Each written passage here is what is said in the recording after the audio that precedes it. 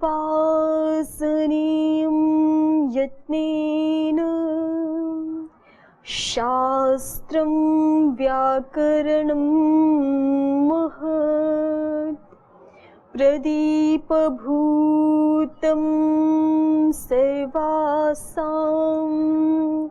विद्यानां यदवस्थितम् इदं आद्यं पदस्थानं सिद्धिसोपानपर्वणाम्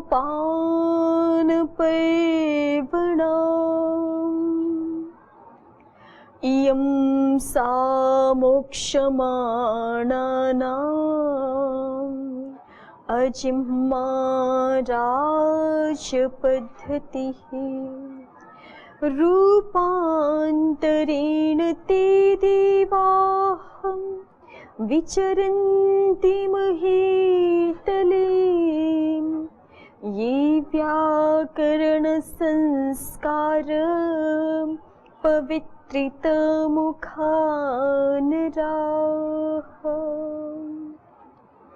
ये व्याकरणसंस्कार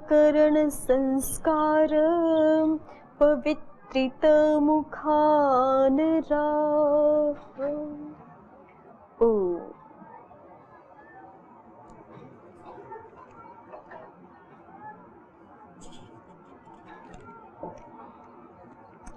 इ उन सूत्र पर तेषां सावर्ण्य प्रसिद्ध्यर्थम अकार इह शास्त्रे विवृतः प्रतिज्ञायते। इस पंक्ति का हम पद्मंजरीकार कृत व्याख्यान देख रहे हैं। तो पद्मंजरीकार को हमने यहाँ तक देख लिया था कि इस पंक्ति में, प्रकृत पंक्ति में तेषां सावर्ण्य प्रसिद्ध्यर्थम अकार इह शास्त्रे विवृतः प्रतिज्ञायते, इह के साथ शास्त्रे कहना भी आवश्यक है ना। और इतना कहने पर भी, यह शास्त्रे कह देने पर भी फिर जिज्ञासु ने एक और शंका समुपस्थित की थी कि फिर भी अस्य चौ में या यस्येति च इत्यादियों में, अनुवृत्ति निर्देशों में हमें ये अणवर्ण है ऐसा पहचान नहीं हो पाएगी, और ऐसी पहचान नहीं हो पाएगी तो अस्य चौ में केवल ह्रस्व आकार का ही ग्रहण हो सकेगा स्थानी के रूप में, यस्येति च में केवल ह्रस्व आकार इकार आदियों का ही ग्रहण हो सकेगा। इसी प्रकार से अन्य अनुवृत्ति निर्देशों में भी ये समस्या जिज्ञासु ने फिर से दी थी, और अपने इस समस्या को प्रस्तुत करते समय जिज्ञासु ने हेतु दिया था कि जो हम आकार बोलते हैं वो तो प्रत्येक उच्चारण के साथ आकार अलग अलग हो जाता है, तो ये जो भी हम आकार बोलेंगे प्रयोग में वो अयुण वाला आकार तो है नहीं, तो उसका अण तो कैसे कह सकते हो आप, है ना। ये हेतु दिया था ना जिज्ञासु ने अपनी समस्या को रखते हुए। और उसने कहा था जिज्ञासु ने स्पष्ट करते हुए कि हम तो अण उन्हीं को मान सकते हैं जो अक्षर समाम्नाय में पढ़े हुए हैं, और वही जहाँ पे प्रत्याहार के रूप में निर्देश है वहां पहचाने जाएंगे कि ये अक्षर समाम्नायिक वर्ण है, वो तो अपने सवर्णियों का ग्रहण करा देंगे जब प्रत्याहार के रूप में पढ़े होंगे। लेकिन जहाँ स्वतंत्र वर्ण के रूप में निर्देश होगा वर्णों का, वो अण है ऐसा हम मान नहीं सकते, और जब अण वो नहीं है तो फिर अपने सवर्णों के ग्राहक नहीं हो पाएंगे। फिर समस्या वही अस्य चौ में माली भवती नहीं बन पाएगा, है ना। या यस्येति च में जो है वो दीर्घ आकारांत या दीर्घ ईकारांत हमारे पास यदि प्रकृति रहेगी तो उसका लोप नहीं हो पाएगा। ठीक है, ये समस्या दी थी। तो इसका समाधान समाधाता ने क्या कर दिया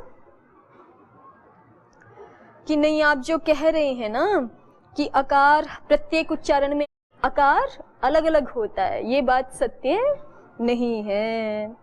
क्या हेतु दिया? प्रत्यभिज्ञानाद, कि अगर आकार अलग अलग होता तो फिर आप उसकी पहचान नहीं कर पाते। आकार एक ही है इसीलिए तो उसको आप पहचान लेते हैं कि ये आकार है। आकार एक ही है तभी तो आप उसका पहचान कर लेते हैं। फिर और दूसरा हेतु ये बताया कि आप जो समझ रहे हैं कि उच्चारण से आकार उत्पन्न होता है और फिर नष्ट हो जाता है, तो दूसरी बार उच्चारण करते हैं तो दूसरा आकार उत्पन्न होता है और नष्ट हो जाता है। जिज्ञासु तो ऐसा ही समझ रहा है ना। तो समाधाता ने बताया कि नहीं, ये एक ही आकार है, वो नित्य है, एक ही है और हमारे उच्चारण रूप प्रयत्न के द्वारा वो केवल अभिव्यक्त होता है कुछ काल के लिए, और फिर अनभिव्यक्त हो जाता है। जब दूसरा उच्चारण करते हैं तो फिर दोबारा अभिव्यक्त होता है, फिर अनभिव्यक्त हो जाता है। जितनी देर तक अभिव्यंजक कारण बना रहता है लगभग उतनी देर तक अभिव्यंग्य की स्थिति हमें प्रकाशित हो जाती है। ये बार बार उत्पन्न हो रहा है और नष्ट हो रहा है ऐसा नहीं है, केवल बार बार पुनः पुनः वही एक आकार अभिव्यक्त हो रहा है। तो आकार तो एक ही है, और जब सभी उच्चारणों में आकार एक ही है, प्रत्यभिज्ञानाद् उच्चारणस्य च अभिव्यंजकत्वात् सर्वेषु उच्चारणेषु एक एव अकारः। आकार तो सभी उच्चारणों में एक ही है, ये सिद्धांत के रूप में बात कही और हेतु दे दिया है प्रत्यभिज्ञानाद्, है ना। और जिज्ञासु ने जो कहा था कि नहीं उत्पन्न होता है और नष्ट होता है, उसके लिए उत्तर दे दिया है कि नहीं, उच्चारण से अभिव्यक्त होता है, उत्पन्न और नष्ट नहीं होता है।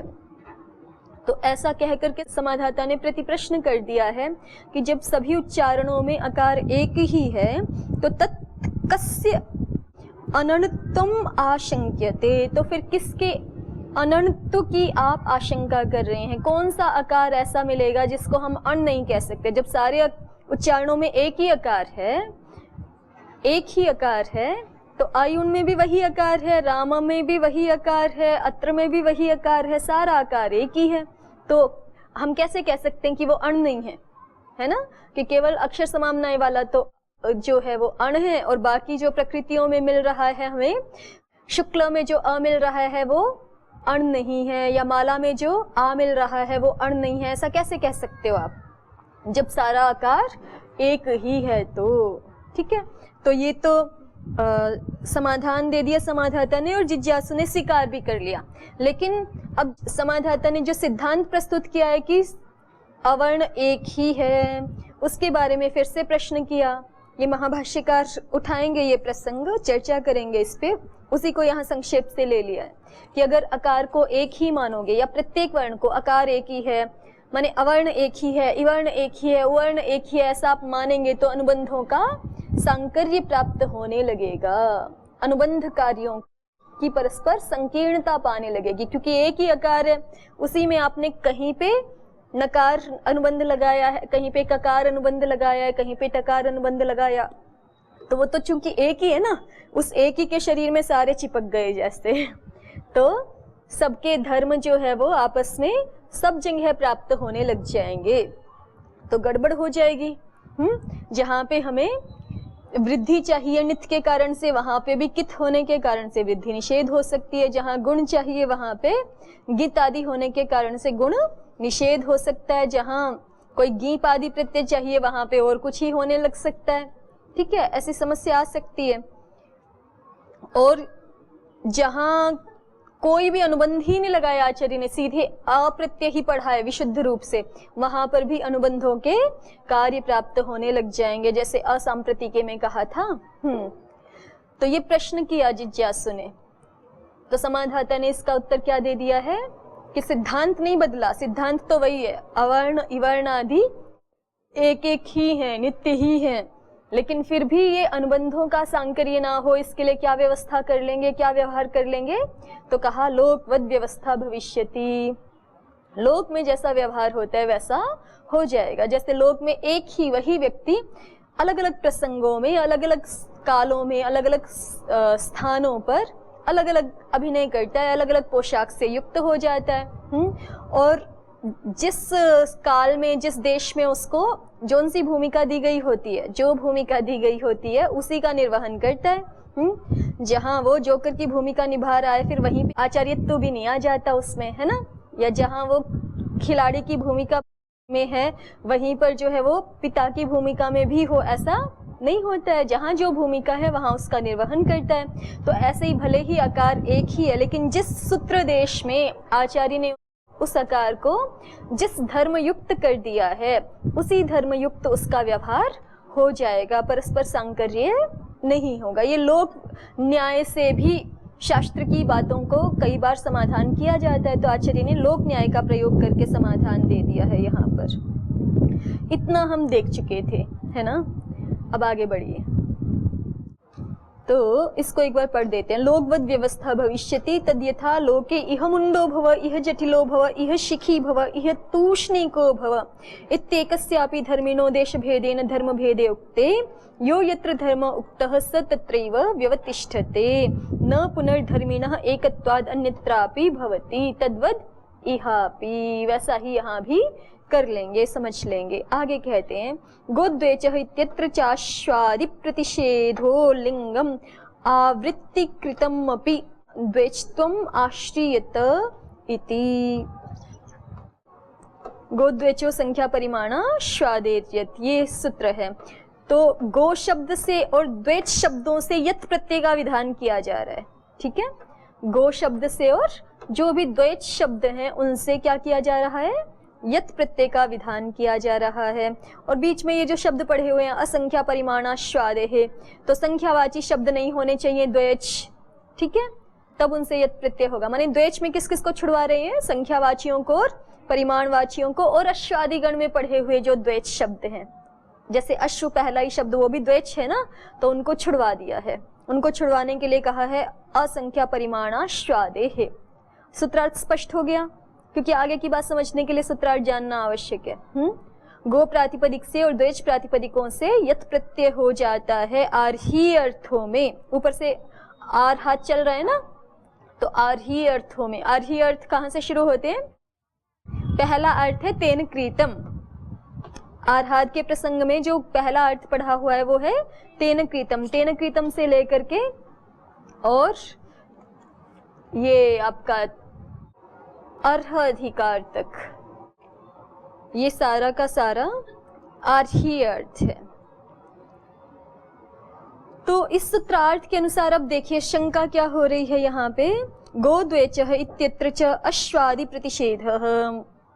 गोद्वेच सूत्र में आचार्य ने अश्वादि शब्दों का प्रतिषेध करवाया है। अश्वादि शब्दों से यत् प्रत्यय नहीं होना, तो कहते हैं कि इसमें जैसे अश्व शब्द पहला ही शब्द है उसका भी प्रतिषेध करवाया है। तो आप तो कह रहे थे कि जो है वो जिज्ञासु पहले ऐसे शंका करेगा कि आप तो कह रहे थे सारा आकार एक ही है ना, तो अश्व में तो 2 बार अ ही अ आया है, तो फिर वो तो एक ही गिनो उसको, एकाच कहो अश्व शब्द को द्वेच कैसे कहते हो, है ना। या जैसे घट शब्द है, पट शब्द है, दोनों बार वही आकार सुनाई पड़ रहा है ना, तो आकार तो एक ही आप कह रहे थे, तो ये शब्द तो द्वेच हुआ ही नहीं, अश्व शब्द तो द्वेच हुआ ही नहीं। और अश्व शब्द जब द्वेच नहीं है तो फिर इसको मना करवाने की भी आवश्यकता नहीं है, क्योंकि हम विधान किससे कर रहे हैं, द्वेच प्रातिपदिकों से विधान कर रहे हैं, है ना। द्वेच से विधान कर रहे हैं यत् प्रत्यय का, और अश्व तो द्वेच है ही नहीं, तो ये निषेध करना व्यर्थ है। ये जिज्ञासु ने शंका की, तो समाधाता इसका उत्तर दे रहा है कि आचार्य की जो भी बात हमें प्राथमिक दृष्टि से व्यर्थ प्रतीत होती है वो भी वस्तुतः व्यर्थ नहीं होती, उसका भी कुछ अभिप्राय होता है, उसके द्वारा भी आचार्य हमें कुछ संकेत करना चाहते होते हैं। वो क्या संकेत करना चाहते हैं तो देखिए उसको दिखा रहे हैं समाधाता। गोद्वेचः इत्यत्र च अश्वादि प्रतिषेध। प्रतिषेधों के बाद आपके उसमें अवग्रह चिन्ह लगा हुआ है क्या, वो नहीं होना चाहिए, नहीं तो अर्थ अलिंगम ऐसा निकलेगा ना, और चाहिए है हमें पंक्ति में शब्द लिंगम, ठीक है, तो उसको आप हटा सकते हैं। गोद्वेचः इत्यत्र च अश्वादि प्रतिषेध। गोद्वेच इत्यादि सूत्र में जो अश्वादि गण पठित शब्दों का प्रतिषेध किया गया है वो लिंगम, वो इस बात में लिंग है, चिन्ह है, ठीक है, वो इस बात की पहचान है। क्या, किसकी पहचान है कि आवृत्ति कृतम अपि द्वेष्टम आश्रियते इति, कि व्याकरण शास्त्र में कार्य करते समय हम आवृत्तिकृत जो द्वेष्त्व होगा या त्रेष्त्व होगा या अनेकाच्त्व होगा वो भी आश्रित करेंगे, उसको मानेंगे। एक ही आकार है अश्व में, लेकिन उसकी 2 बार आवृत्ति हुई है, तो आवृत्ति के कारण से जो द्वेष्त्व बन रहा है उसको भी स्वीकार किया जाएगा शास्त्र कार्य के लिए, ठीक हुआ। घट में भी ऐसे ही वही आकार है लेकिन 2 बार आवृत्ति हो रही है, तो यद्यपि द्वेष्त्व नहीं है, एकाच्त्व ही है, लेकिन आवृत्ति के हेतु से द्वेष्त्व है। मुख्य द्वेष्त्व तो कहाँ मिलेगा, जैसे मति शब्द में मुख्य द्वेष्त्व है, एक अवर्ण है एक इवर्ण है, तो मुख्य द्वेष्टु हो गया वहां पे, लेकिन अश्व शब्द में तो मुख्य रूप से द्वेष्टु नहीं है, मुख्य रूप से तो एकाचतु ही है, लेकिन आवृत्ति के कारण से देखें तो द्वेष्टु है। तो आवृत्ति के कारण से जो द्वेष्टु बन रहा है उसको भी शास्त्र कार्य के लिए माना जाएगा। ये आचार्य हमें संकेत कर रहे हैं अश्व शब्द का प्रतिषेध करके, है ना। नहीं तो अश्व शब्द का प्रतिषेध करना अनर्थक हो जाता ना, क्योंकि अश्व शब्द तो मुख्य रूप से द्वेष है ही नहीं, और मुख्य रूप से द्वेष है ही नहीं तो उसको मना करवाना भी आवश्यक नहीं है, मना करवाना अनर्थक ही है। फिर अनर्थक, ये जो अश्व शब्द को निषेध कराया है यत् प्रत्यय का, ये अनर्थक होकर के क्या जापित करता है कि आचार्य अपने शास्त्र में ऐसा देखते हैं कि मेरे शास्त्र में आवृत्तिकृत जो द्वेष्टु है या अनेकाचतु है या त्रेष्टु आदि जहाँ जैसा अपेक्षित है, यदि आवृत्ति करने से भी वैसी स्थिति प्राप्त हो रही है तो उस स्थिति में भी कार्य होंगे, उस द्वेष्टु को मान करके या उस अनेकाचतु को मान करके, स्वीकार करके। ठीक, चलिए आगे बढ़िए। तेन घटेन तरति घटिकः धनस्य निमित्तं धन्यम इत्यादौ द्वेज लक्षणौ ठन्यतौ भविष्यतः। अब ये तरति अर्थ है ना आपका 4-4 में, तो वहां पर भी तरति का अग्रिम सूत्र है गोपुच्छठन और फिर उसके आगे है नौ द्वेचष्ठन। तो नौ द्वेचष्ठन का अर्थ क्या है? नौ प्रातिपदिक से और द्वेच प्रातिपदिकों से तरति अर्थ में ठन प्रत्यय हो जाता है।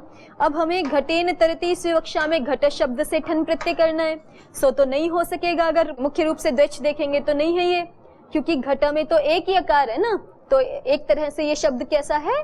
एकाच है। लेकिन आवृत्ति चूंकि उसी अच की आवृत्ति हुई है, तो आवृत्ति के कारण से जो द्वेचतु लब्ध हो रहा है, हमें प्राप्त हो रहा है, उस द्वेचतु को भी निमित्त बना करके इस घट शब्द को द्वेच मान करके नौ द्वेचष्ठन सूत्र से ठन प्रत्यय हो ही जाएगा। और ठन हो जाएगा तो ठ कोई का होके क्या बन जाएगा? घटिक। घटेन तरति घटिक। घड़े की सहायता लेकर के भी कुछ लोग तैरते हैं ना, घटेन तरति घटिक। और इसी तरह से जो अभी हमने देखा था ना गोद्वेचो सूत्र, उसका एक उदाहरण दिखा रहे हैं आगे। धनस्य निमित्तम, धन शब्द को द्वेच मान लिया। गोद्वेचो सूत्र में ऊपर से तस्य निमित्तम संयोगोत्पातों की अनुवृत्ति आ रही है, ठीक है। तो तस्य निमित्तम अर्थ में प्रत्यय हो रहा है, तो धनस्य निमित्तम धन्यम यत् प्रत्यय हो गया। ठीक, यत् प्रत्यय होकर के बन जाएगा, ये स्थिति लोप होकर के ना बना लोगे ना। ये तो घटी कहा कि धन्यम, जहां समस्या हो तो बता देना आप लोग। तेन घटेन तरति घटिकः धनस्य निमित्तं धन्यम इत्यादौ द्वेज लक्षणों ठन्यतौ भविष्यतः। ठीक है, जिज्ञासु की जो समस्या थी उसको बता दिया कि ये घट शब्द, धन शब्द मुख्य रूप से तो एक अच्छी होने के कारण से एकाच है, लेकिन शास्त्र में आवृत्तिकृत द्वेष्टु को भी स्वीकार किया जाएगा कार्य के लिए। इसलिए धन शब्द से तस्य निमित्तम अर्थ में यत् प्रत्यय होने में कोई समस्या नहीं है। घट शब्द से भी तरति अर्थ में घट शब्द को द्वेच मान करके ठन प्रत्यय होने में कोई समस्या नहीं है, हो जाएंगे। और हमारे ये जो इष्ट प्रयोग हैं घटेन तरति घटिकः धनस्य निमित्तम धन्यम, ये सिद्ध हो जाएंगे। आगे देखिए, और इसका ज्ञापक समझ में आ गया ना कि ऐसा द्वेष्टु भी, आवृत्तिकृत द्वेष्टु भी स्वीकृत है शास्त्र में। इसका ज्ञापक क्या है? हाँ, इसका ज्ञापक क्या है? अभी तो बताया। हाँ, गोद्वेचो सूत्र में जो अश्वादि शब्दों का प्रतिषेध किया, मुख्य रूप से अश्व देख लीजिए, आगे तो हो सकते हैं अलग अलग अच वाले भी हो। एक भी शब्द व्यर्थ होता है तो ज्ञापक बनता है ना।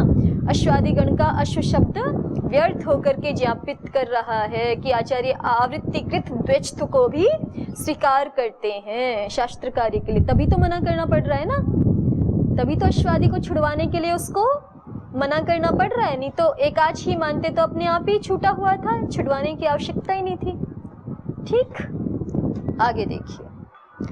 आवृत्तिकृतादेव द्वेज व्यपदेशात् स्वाश्रयस्य एकाज व्यपदेशस्य निवृत्तत्वाद् किरीना इत्यादौ सावेकाचः इति विभक्तेर उदात्तत्वं न भविष्यति।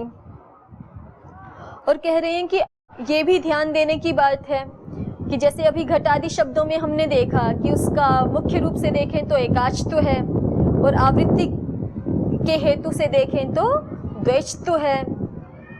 तो इसमें ऐसा भी होगा क्या कि कहीं पे तो उसको हम किसी कार्य के लिए तो घट को एकाच मान ले और किसी कार्य के लिए उसको द्वैच मान ले, ऐसा भी होगा क्या? अगर ऐसी स्थिति बने तो उसमें क्या जो है वो हमें किस तरह से निर्णय करना है, उसको इस पंक्ति में दिखा रहे हैं, अग्रिम पंक्ति में।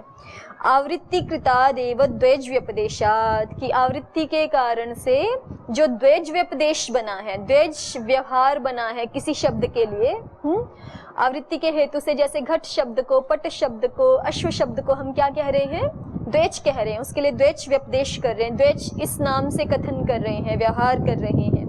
तो इस द्वैच व्यपदेश से ही स्वाश्रयस्य एकाज व्यपदेशस्य निवृत्तत्वात्, जो उनका स्वाश्रय एकाज व्यपदेश है ना, स्वाश्रय एकाज व्यपदेश माने उनका मुख्य रूप से जो एकाज व्यपदेश है, उस व्यपदेश के, उस व्यवहार के निवृत्तत्वात्, उनके हट जाने से, किरीना इत्यादौ सावेकाचः इति विभक्तेरुदात्तत्वं न भविष्यति। किरीना इत्यादि प्रयोगों में सावेकाचः सूत्र से जो विभक्ति का उदात्तत्व प्राप्त होता है वो नहीं होगा। देखिए किरीना में क्या है, जैसे आप मतीनाहत बनाते हैं या हरिणा बनाते हैं, वैसे ही समझिए। किरी शब्द है और उससे आगे टा है, टा को ना आदेश हो गया, ठीक है, तो क्या बना आपका? किरीना बन गया, है ना। अब किरी शब्द को ध्यान दीजिए, किरी शब्द का स्वाश्रय तो एकाच तो है, क्योंकि ई वर्ण एक ही अच है, उसमें एक ही अच है ना, तो स्वाश्रय तो एकाच है, लेकिन आवृत्ति के हेतु से देखें तो द्वैच तो है, ठीक है। अब यहाँ पर सावेकाचस् तृतीयादिर विभक्ति ही, ये सूत्र क्या कहता है कि सु में जो एकाच शब्द है, ठीक है, सुविभक्ति के परे रहते जिस शब्द का एकाच्त्व है, उससे उत्तर तृतीय आदि विभक्ति उदात्त हो जाती है, ठीक है। सावेकाचस् तृतीय आदि विभक्ति ही, 6-1 निकाल के देखिए, 162 नंबर सूत्र है सावेकाचस् तृतीय आदि विभक्ति ही, और कर्षात्वतो घयोन्त उदात्तः से उदात्तः आ रहा है, तो अर्थ होता है कि सौ यह एकाच, सु में जो एकाच शब्द है, सु विभक्ति में जिसका एकाच रूप हमें दिखाई पड़ता है, उस शब्द से उत्तर तृतीय आदि विभक्ति उदात्तः भवति, तृतीय आदि विभक्तियां उदात्त हो जाएंगी, तृतीया, चतुर्थी, पंचमी आदि आगे सारी विभक्तियां उदात्त विधान की जा रही हैं इस सूत्र के द्वारा। तो किरी शब्द भी सु में देखें तो एकाच ही है ना, सु के परे रहते देखें तो एकाच है, मुख्य रूप से स्वाश्रय उसका एकाच तो है, तो उससे आगे तृतीय आदि विभक्ति उदात्त हो जानी चाहिए। लेकिन ये जो स्वाश्रय एकाच्त्व है किरी शब्द का, ये किससे निवृत्त हो जाएगा? आवृत्तिकृत जो द्वैच्त्व है, आवृत्तिकृत द्वैच्त्व के कारण से अब किरी शब्द को एकाच शास्त्र में नहीं माना जाएगा, द्वैच ही माना जाएगा, और द्वैच माना जाएगा तो सावेकाचस् तृतीय आदि विभक्ति सूत्र से विभक्ति उदात्त नहीं होगी। पंक्ति को फिर से देखिए, इतनी बात समझ में आई ना आपको? पंक्ति फिर से देख लीजिए, आवृत्ति कृतादेव द्वैज व्यपदेशात्, आवृत्ति के कारण से ही जो द्वैज व्यपदेश प्राप्त हुआ है किरी शब्द को, उसके कारण से क्या होगा? स्वाश्रयस्य एकाज व्यपदेशस्य निवृत्तत्वात्, स्वाश्रय जो एकाज व्यपदेश है किरी शब्द का, उसके हट जाने से, ठीक है, उस व्यपदेश के हट जाने से किरीना इत्यादौ, किरीना इत्यादि प्रयोगों में सावेकाचः इति विभक्तेरुदात्तत्वं न भविष्यति। सावेकाचः इस सूत्र के द्वारा किरीना शब्द में जो विभक्ति का उदात्तत्व प्राप्त हो रहा है वो नहीं होगा। स्पष्ट?